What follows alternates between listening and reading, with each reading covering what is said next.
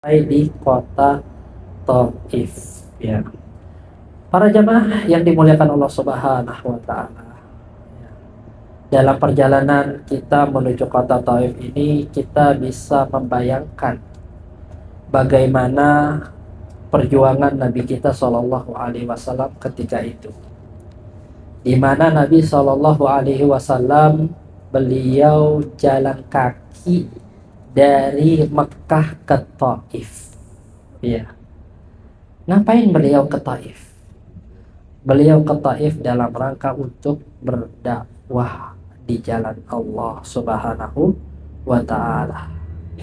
Beliau ke Taif dalam rangka untuk menyebarkan agama Islam. Para jamaah yang dimuliakan Allah Subhanahu wa taala, Rasulullah Shallallahu Alaihi Wasallam berada di kota Mekah ini kurang lebih selama 13 tahun lamanya. Ya.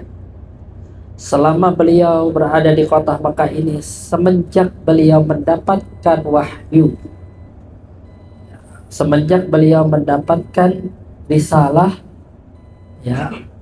beliau mengemban tugas untuk menyampaikan dakwah dan risalah ini kepada kaumnya. Beli snack dulu Pak ya? Ya, di depan. Jadi Rasulullah Shallallahu Alaihi Wasallam selama 13 tahun lamanya beliau berdakwah kepada kaumnya di kota Mekah ini. Ya. Dan ketika awal-awal dakwah beliau, yang menjadi pelindung beliau, yang menjadi pembela beliau adalah pamannya. Siapa pamannya Rasulullah yang menjadi pembela? Abu Thalib. Ya. Jadi Abu Thalib ini adalah orang yang selalu melindungi Rasulullah Shallallahu Alaihi Wasallam.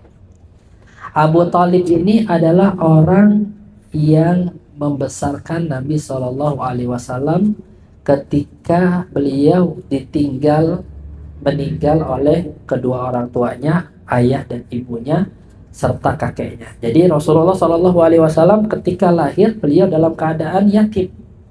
Ayahnya telah wafat. Kemudian ketika beliau beranjak menuju 4 tahun kurang lebih, ibu beliau wafat. Kemudian diasuh oleh kakeknya Abdul Muthalib. Kemudian di umur yang 6 tahun Abdul Muthalib meninggal, diasuh oleh pamannya Abu Thalib. Dan Abu Thalib inilah yang selalu menjaga Rasulullah Shallallahu Alaihi Wasallam, yang selalu menjadi backingan Rasulullah Shallallahu Alaihi Wasallam ketika beliau berada di kota Mekah ini. Akan tetapi para jamaah yang dimuliakan Allah Subhanahu wa taala, ketika suatu hari Abu Thalib dalam keadaan sakaratul maut, beliau sudah mau meninggal dunia, Rasulullah Shallallahu Alaihi Wasallam berusaha untuk menawarkan Islam kepada pamannya yang selama ini menjaga beliau, yang selama ini menjadi backingan beliau, di mana Rasulullah Shallallahu Alaihi Wasallam mengatakan kepada pamannya Abu Thalib, "Ya am, qul la ilaha illallah kalimatan uhajju biha indallah." Wahai pamanku, ucapkanlah kalimat la ilaha illallah, yang mana kalimat itu adalah merupakan suatu yang aku bisa berhujjah di hadapan Allah Subhanahu wa taala nanti. Akan tetapi Masya Allah, yang namanya hidayah itu para jamaah itu di tangan Allah, bukan di tangan Rasulullah Shallallahu Alaihi Wasallam. Bahkan Allah Subhanahu wa taala menyebutkan dalam Al-Qur'anul Karim, innaka la tahdi man ahbabta walakinallaha yahdi man yasha.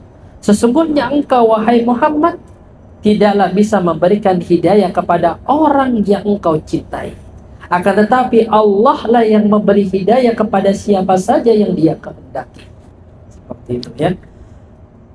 Kemudian para jamaah yang dimuliakan Allah Subhanahu wa taala, ketika Rasulullah Shallallahu alaihi wasallam menawarkan kepada pamannya Abu Talib untuk masuk Islam, ya. Oh iya, Abdul Aziz. Akan tetapi paman-paman yang lainnya, ya diantaranya Abu Lahab, ya. Kemudian ada lagi Abu Sofyan, kemudian lagi ada paman-paman yang lainnya yang masya Allah yang sangat besar permusuhannya kepada Rasulullah Shallallahu alaihi wasallam, ya, mengatakan kepada Abu Talib, wahai Abu Talib, apakah engkau rela meninggalkan agama Abdul Muthalib untuk mengikuti Muhammad? Ya, dari sini kita tahu para jamaah bagaimana pengaruh teman yang buruk. Ya. Bagaimana pengaruh keluarga yang buruk. Ya. Ketika Abu Talib dalam keadaan sakaratul maut mau dibimbing oleh Rasulullah untuk mengucapkan la ilaha illallah untuk masuk ke dalam Islam, akan tetapi masya Allah Abu Lahab, Abu Jahal dan paman-paman Rasulullah Shallallahu alaihi wasallam yang lainnya yang ada di situ berusaha untuk menghalangi Abu Talib ini untuk masuk ke dalam agama Islam. Hingga akhirnya Abu Talib pun memilih untuk meninggal dalam keadaan musyrik, meninggal dalam keadaan tidak mengikuti Rasulullah Shallallahu alaihi wasallam. Ya Rasulullah Shallallahu alaihi wasallam pun mengatakan bahwasanya Abu Talib ini berada di neraka. Akan tetapi keadaan beliau ini itu berada di neraka yang paling ringan. Neraka yang paling ringan yang dikatakan oleh Rasulullah Shallallahu alaihi wasallam adalah dengan menggunakan sandal dari neraka yang panasnya tersebut bisa menjadikan otak ini mendidih. Ya.